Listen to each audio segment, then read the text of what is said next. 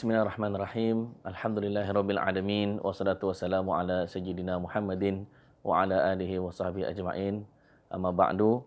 Alhamdulillah, bersyukur kepada Allah Subhanahu wa taala bertemu lagi kita dalam siri syarahan kitab Zakhirah Al-Musharrafah berkenaan dengan doa makan. Bismillahirrahmanirrahim. Doa makan.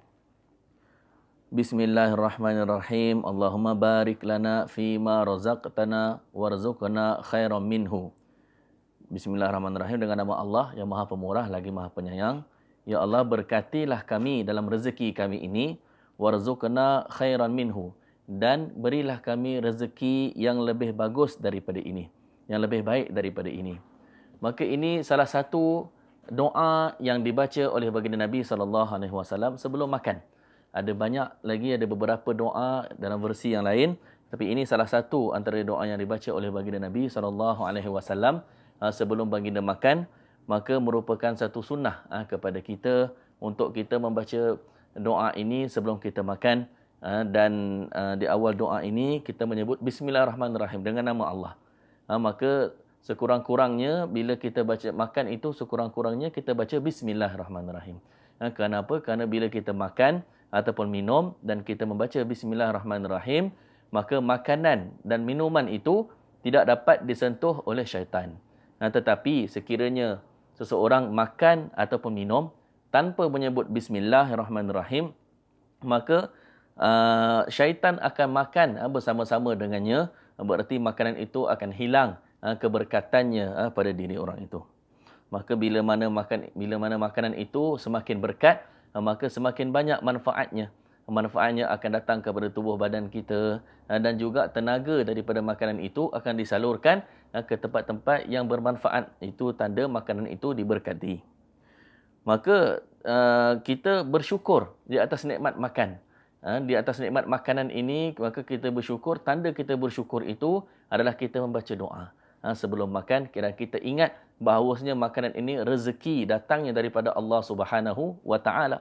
Dan berapa ramai lagi manusia di atas muka bumi ini yang dalam kelaparan, tidak ada makanan, tetapi Allah beri makanan kepada kita. Maka tanda kita bersyukur adalah kita membaca doa sebelum makan dan selepas makan. Maka ini doa yang salah satu doa yang dianjurkan untuk kita baca sebelum makan. Maka dalam doa ini disebut Allahumma barik lana fima razaqtana. Ya Allah, berkatilah rezeki kami ini.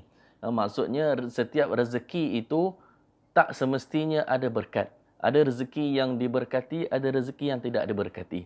Maka kita memohon kepada Allah supaya rezeki yang kita dapat ini diberkati oleh Allah Subhanahu wa taala.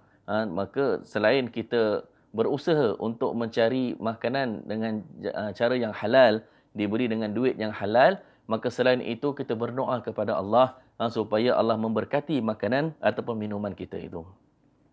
Warzuqna khairan minhu, dan kita berdoa kepada Allah supaya kita diberi rezeki lagi di lain kali, supaya makanan yang lebih bagus lagi daripada ini diberikan kepada kita. Bukanlah tanda kita tidak bersyukur, tetapi ini adalah salah satu doa.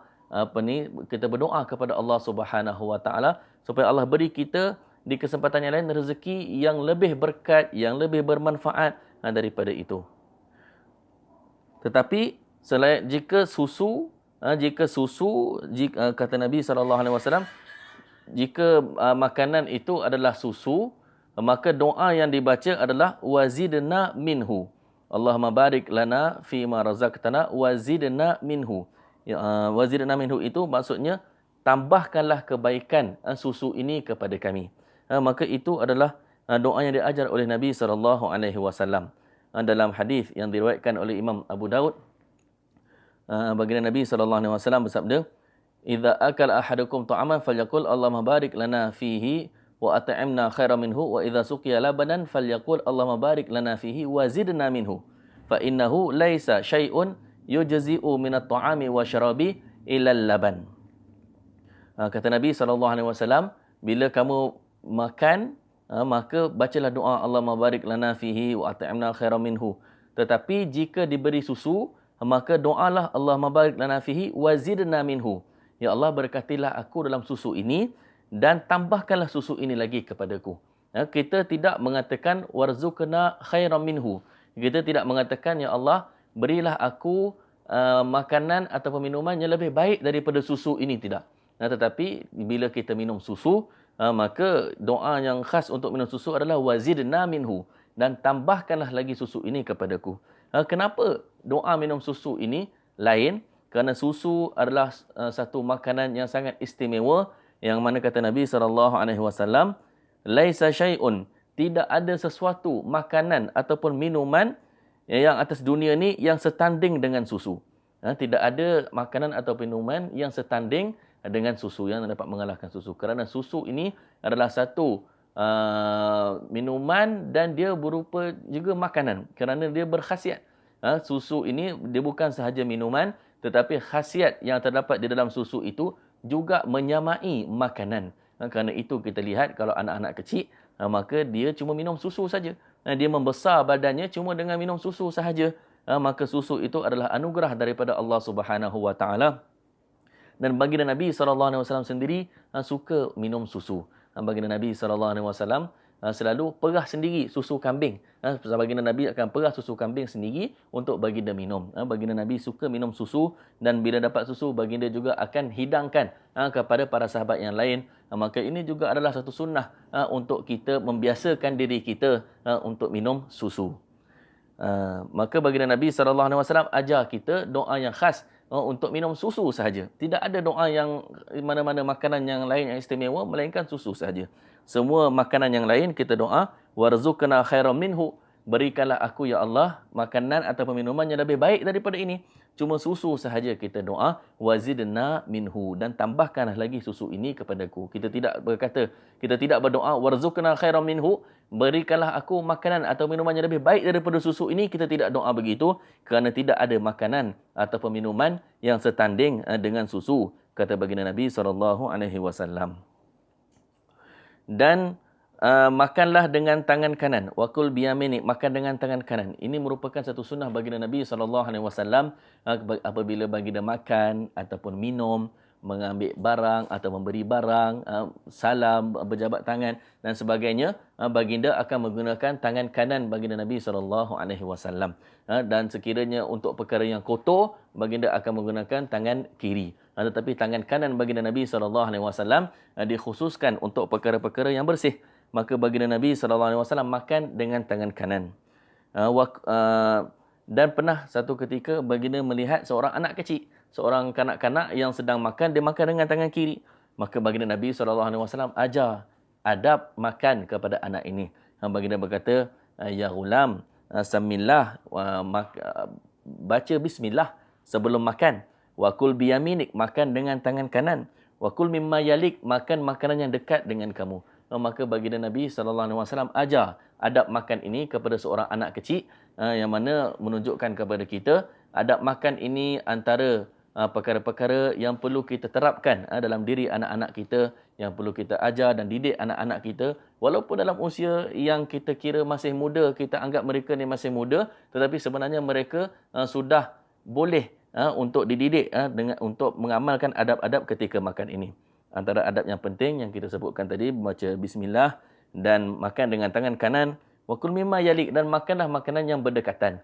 Sekiranya kita makan secara berjemaah, maka janganlah tangan kita menjangkau mengambil makanan yang berdekatan dengan orang lain. Tetapi kita makanlah makanan yang berdekatan dengan kita. Ini antara adab ketika kita sedang makan secara berjemaah. Wala ta'bid ta'am, dan janganlah kamu mencela makanan. Ini adalah satu sunnah baginda Nabi SAW. Baginda Nabi tidak pernah mencela makanan. Di dalam syama'il baginda Nabi SAW, apabila baginda suka satu makanan, baginda akan makan. Kalau baginda tidak suka, baginda akan tinggalkan. Baginda tidak akan makan dan tanpa mencela makanan itu. Itu adalah satu sunnah baginda Nabi SAW. Kerana makanan itu adalah satu nikmat, satu rezeki daripada Allah Subhanahu Wa Taala. Kemungkinan kita tak suka makanan tersebut, kemungkinan makanan itu tidak menepati cita rasa kita, tetapi kita bayangkan berapa ramai orang atas dunia saat ini yang dalam kelaparan, yang tidak ada makanan untuk dimakan. Maka sebagai menghargai rezeki yang diberikan oleh Allah Subhanahu Wa Taala itu, maka dianjurkan kita supaya tidak mencela makanan itu. Itulah sifat Nabi SAW. Baginda akan makan sekiranya baginda suka, dan jika baginda tak suka, baginda akan tinggalkan, baginda tak akan makan tanpa mencela makanan tersebut. Dan antara lain adab-adab yang boleh kita terapkan ketika makan ini adalah makan dengan duduk dalam keadaan yang sopan. Baginda Nabi SAW, maka bila makan, baginda kebiasaannya akan makan di atas lantai sahaja. Baginda akan makan di bawah lah, duduk di bawah, dan baginda akan makan begitu. Dan itu adalah satu sunnah Nabi SAW. Tidak salah kalau kita makan menggunakan meja, tetapi baginda Nabi SAW makan di bawah. Dan kata Nabi SAW, la akulu wa ana muttaki'un. Aku tidak suka makan dalam keadaan muttaki' ini bersandar, sambil bersantai, bersandar ke sebelah kiri ataupun bersandar sebelah lah, bersandar, makan dalam duduk dalam gaya yang sombong. Maka baginda Nabi SAW tidak suka begitu. Bahkan kata Nabi SAW, innama ana abdun akulu kama yakulul abdu. Aku ini adalah seorang hamba sahaja, dan aku makan, duduk makan pun seperti seorang hamba sahaja. Tawaduknya baginda Nabi SAW di hadapan makanan, kerana makanan itu adalah rezeki daripada Allah Subhanahu Wa Taala. Dan antara adab yang terpenting dalam makanan ini adalah jangan membazir. Perlulah kita mengelakkan pembaziran dalam makanan ataupun minuman. Firman Allah Subhanahu Wa Taala, kulu washrabu wala tusrifu.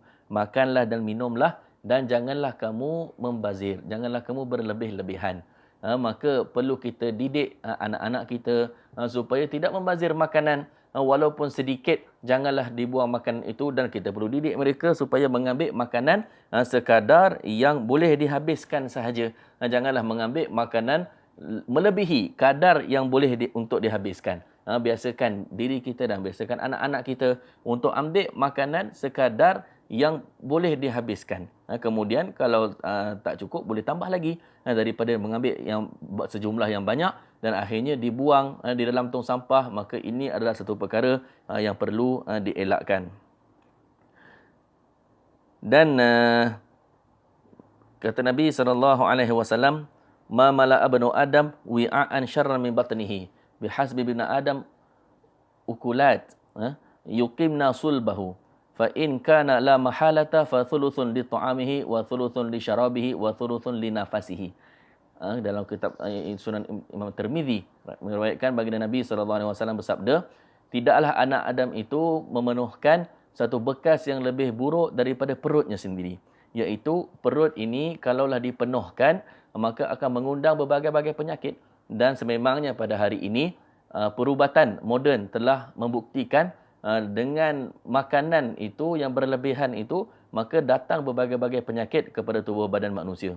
Maka kata Nabi SAW, cukuplah beberapa suapan sahaja untuk menegakkan jasad kita. Tetapi sekiranya mahu makan lebih daripada itu, kata Nabi, fathuluthun li ta'amihi, maka 1/3 daripada perut kita adalah untuk makanan, wa thuluthun li syarabihi, dan 1/3 untuk minuman, wa thuluthun li nafasihi, dan kosongkan 1/3 daripada perut untuk udara. Maka itu adalah ajaran baginda Nabi SAW, yang mana dikaji teknik ini oleh doktor-doktor dan ahli perubatan. Pengamal perubatan mengatakan sememangnya dengan tidak memenuhkan perut itu merupakan satu asbab kesihatan kepada seorang manusia. Dan kata Nabi SAW dalam hadis yang diriwayatkan oleh Imam Bukhari dalam kitab Sahih Bukhari, sabda Nabi SAW, ta'amul itsnaini kafi thalathah wa ta'amul thalathah kafil arba'ah. Makanan untuk 2 orang akan cukup untuk 3 orang, dan makanan 3 orang akan mencukupi untuk 4 orang. Maka itu bila makan secara berjamaah, maka keberkatan makanan itu akan bertambah lagi. Dan baginda Nabi SAW suka untuk makan secara berjamaah. Bila makan secara berjamaah, keberkatan makanan itu akan bertambah. Kata Nabi, makanan yang asalnya cukup untuk 2 orang, tetapi boleh cukup untuk 3 orang. Makanan yang asalnya cukup untuk 3 orang, tapi akan boleh makan sehingga 4 orang, maka itu adalah keberkatan bila kita makan secara berjemaah. Dan makan secara berjemaah ini akan mengundang kasih sayang, rahmat sesama keluarga, sekiranya dapat diamalkan seluruh ahli keluarga untuk duduk sama-sama di hadapan makanan, makan secara berjemaah, maka itu akan mengundang kasih sayang dan harmoni dalam sesebuah keluarga itu. Kemudian doa selepas makan. Dan setelah makan, bacalah Alhamdulillahilladzi at'amani hadzal ta'am wa razaqanihi min ghairi haulin minni wala quwwatin. Selepas makan, bacalah doa yang bermaksud, segala puji bagi Allah yang telah memberiku makanan dan rezeki ini tanpa daya dan upaya dariku.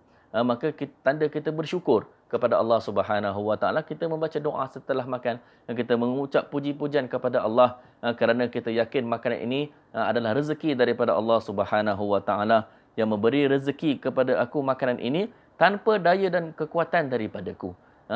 Bukanlah duit yang menjamin makanan itu kepada kita. Tidak semestinya duit.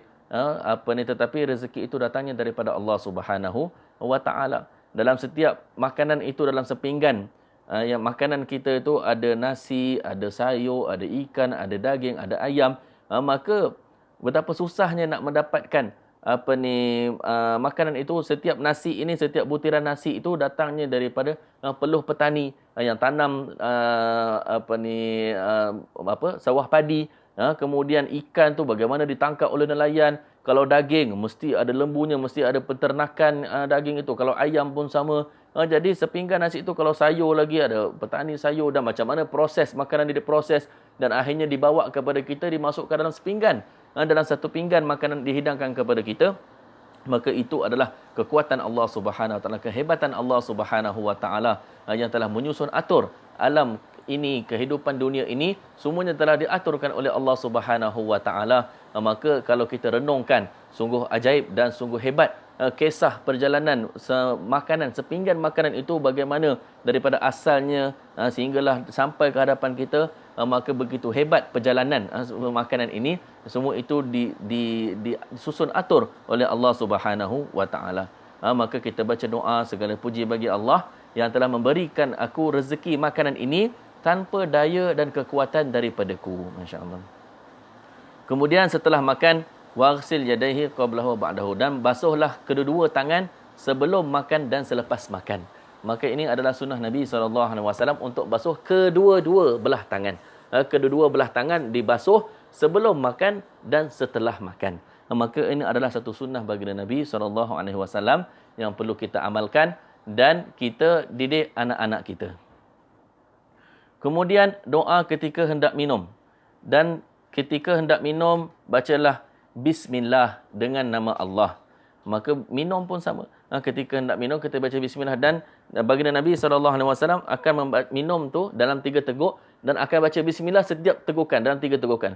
Bismillah, kemudian Alhamdulillah. Bismillah, minum, Alhamdulillah. Bismillah, Alhamdulillah. Maka itu dapat kita amalkan. Jika itu dapat kita amalkan, itu yang terbaik. Jika tidak, maka cukuplah kita amalkan Bismillah ataupun Bismillahirrahmanirrahim lengkapnya sebelum kita minum. Dan dan doa setelah minum. Setelah minum, maka doalah Alhamdulillahilladzi ja'alahu 'azban furatan birahmatihi wa lam yaj'alhu milhan ujajan bidzunubina. Segala puji bagi Allah yang menjadikan air ini sedap, 'azban furatan, sedap untuk diminum. 'Azban furatan ini artinya air itu tidak masin dan tidak payau, rasa air yang segar. Maka itulah air yang segar, yang sedap untuk kita minum. Air kosong tetapi dia sedap, dia tidak payau, tidak masin, tidak apa. Maka itu sedap, itu 'azban furatan. Birahmatihi, segala puji bagi Allah yang telah menjadikan air ini sedap diminum. Birahmatihi, semata-mata dengan rahmatnya. Walam yaj'alhu milhan ujajan, dan tidak menjadikan air ini masin disebabkan dosa-dosa kami. Masya-Allah. Kalau Allah Subhanahu Wa Taala kehendaki, boleh saja Allah menjadikan air-air yang kita datang daripada sumber yang pelbagai ini rasanya masin, mungkin rasanya payau dan sebagainya. Tetapi dengan rahmat Allah Subhanahu Wa Taala, Allah menjadikan air ini tidak masin dan tidak payau tetapi sedap untuk diminum. Maka itu doa diajar oleh baginda Nabi sallallahu alaihi wasallam supaya setelah kita minum, ketika kita minum air ini pun kita menghargai air ini adalah nikmat daripada Allah Subhanahu Wa Taala. Wala tatanafas fil ina, dan janganlah bernafas di dalam bekas air. Jangan bernafas. Maka itu satu sunnah Nabi SAW supaya kita tidak mengambil cawan dan kita bernafas di dalam air. Supaya nafas kita tidak masuk dalam air. Apatah lagi kalau hembus. Kalau nafas ini saja pun perlu kita elakkan supaya jangan nafas kita dari hidung kita masuk dalam air. Apatah lagi kita sendiri yang sengaja menghembus air itu kerana kita nak sejukkan dia, kita hembus, maka itu adalah perkara yang tidak dianjurkan. Baginda Nabi SAW mendidik kita supaya kita elakkan nafas kita ataupun hembusan kita ke dalam air. Dan pada hari ini, kajian pada hari ini telah membuktikan memang air ini bila kita hembus dengan udara, dengan nafas kita ataupun nafas kita masuk dalam air ini ataupun kita hembus, maka air itu akan berubah. Maka dia akan menjadi satu air itu akan mendatangkan mudarat kepada kita.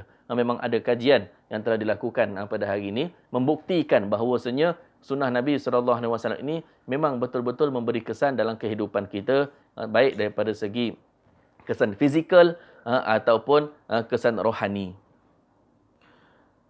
Dan jangan bernafas dalam air.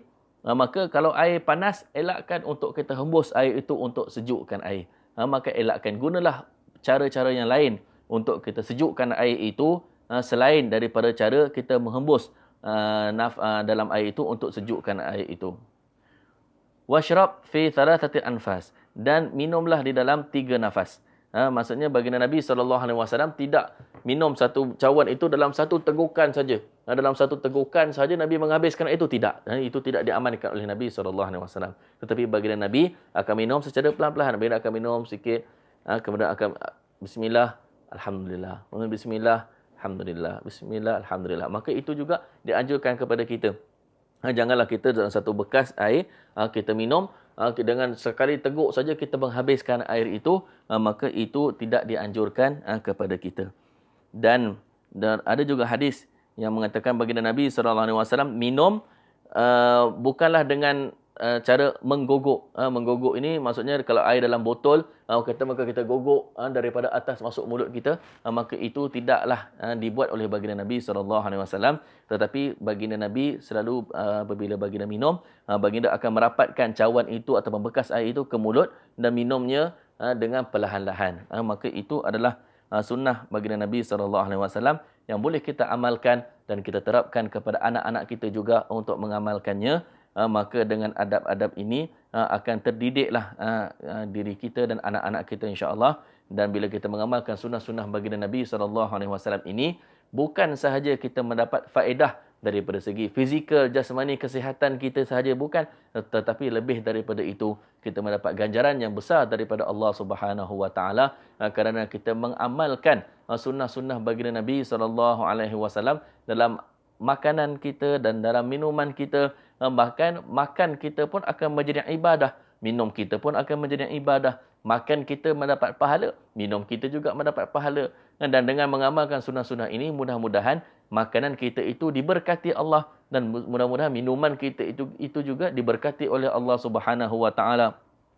Dan sudah pastinya daging yang tumbuh daripada makanan yang berkat dan makanan yang halal berbeza daripada daging yang tumbuh daripada makanan yang haram, wal'iyazubillah.